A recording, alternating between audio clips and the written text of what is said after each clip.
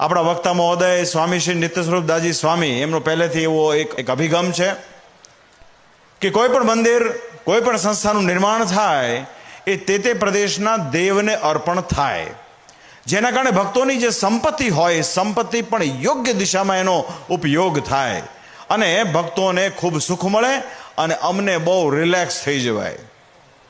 તેવી દેવનિષ્ઠાની વિચારધારાવાળા સંત આજે આપણને સૌને પ્રાપ્ત થયા છે. આપણા માટે બહુ ખુશીની વાત છે.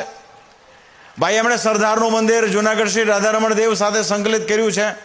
મહુવાનું ભવ્ય મંદિર શ્રી ગોપીનાથજી મહારાજને અર્પણ કર્યું છે. ભાવનગરમાં જે નિર્માણાધીન મંદિર થઈ રહ્યું છે એ પણ શ્રી ગોપીનાથજી મહારાજને અર્પણ છે.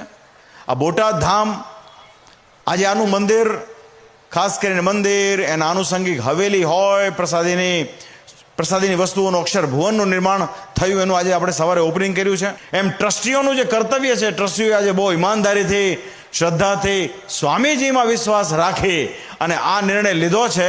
માટે બોટાદના અને ગઢપુરના તમામ ટ્રસ્ટીઓને અમારા બહુ હૃદયથી ધન્યવાદ છે. આ બહુ મોટું કામ થયું આપણાથી, જાણે અજાણે. આ ભગવાનની કૃપાનું પરિણામ છે આ.